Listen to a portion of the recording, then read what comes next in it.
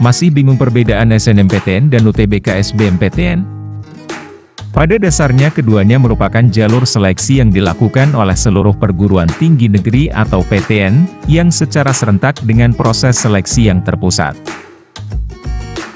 Untuk apa kita perlu mengetahui kedua jalur ini? Salah satunya yaitu untuk mengatur strategi supaya lolos seleksi untuk melanjutkan ke perguruan tinggi negeri. Berikut 6 perbedaan SNMPTN dan SBMPTN. Pertama, dari arti singkatan. SNMPTN merupakan singkatan dari Seleksi Nasional Masuk Perguruan Tinggi Negeri atau biasa dikenal sebagai jalur undangan. Sedangkan SBMPTN merupakan singkatan dari Seleksi Bersama Masuk Perguruan Tinggi Negeri. Meskipun hanya berbeda satu kata, yakni kalimat nasional dan bersama, namun proses seleksi yang dilakukan sangat berbeda. Untuk yang SNMPTN menggunakan rapot, sedangkan SBMPTN harus mengikuti ujian tulis berbasis komputer atau UTBK. Kedua, dari waktu seleksi. Jalur SNMPTN, proses seleksinya dilakukan sekitar di bulan Januari sampai dengan Februari, sedangkan untuk jalur UTBK SBMPTN dilakukan di sekitar bulan Mei sampai dengan Juni. Sehingga, jika kamu kurang beruntung untuk lolos di jalur SNMPTN, kamu masih ada kesempatan untuk berjuang di SBMPTN. Ketiga, dari proses seleksi. Jalur SNMPTN akan mengukur kemampuan akademis kamu, melalui nilai rapot di 5 semester terakhir. Jalur SNMPTN akan mempertimbangkan prestasi akademis, jejak alumni, hingga tingkat akreditasi sekolah. Sedangkan di jalur SBMPTN, proses seleksi yang dilakukan melalui ujian tertulis. Ada 2 kemampuan yang harus kamu kerjakan di ujian tertulis di jalur SBMPTN, yaitu tes kemampuan akademik atau TKA, dan tes potensi skolastik atau TPS. Keempat, dari segi biaya pendaftaran. Biaya yang dibutuhkan untuk mengikuti SNMPTN adalah gratis.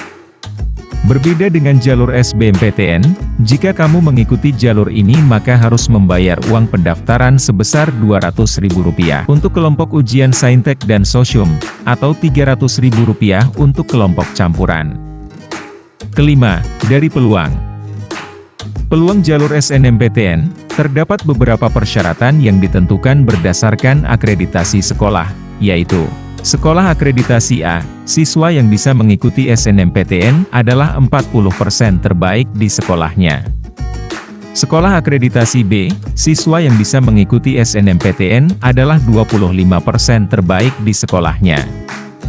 Sekolah akreditasi C, siswa yang bisa mengikuti SNMPTN adalah 5% terbaik di sekolahnya.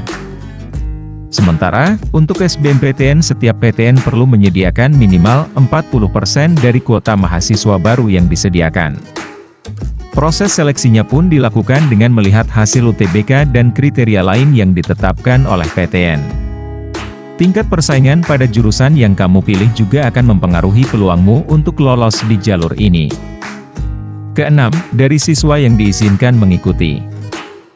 Jalur SNMPTN hanya berlaku bagi siswa yang sedang berada di kelas 12 atau akan lulus pada tahun diadakannya jalur SNMPTN. Jalur SBMPTN dapat dilakukan oleh siswa kelas 12 dan juga alumni dengan maksimal 3 tahun setelah kelulusan. Jadi, saingan di SBMPTN tentu akan lebih banyak dibandingkan SNMPTN, karena bisa saja bertemu dengan alumni di tempat ujian. Itu perbedaan jalur SNMPTN dan SBMPTN untuk dapat mendaftar di perguruan tinggi negeri dengan seleksi terpusat. Semoga bermanfaat. Jangan lupa supaya tidak ketinggalan video baru saya selanjutnya untuk subscribe dan tekan tombol loncengnya. Terima kasih.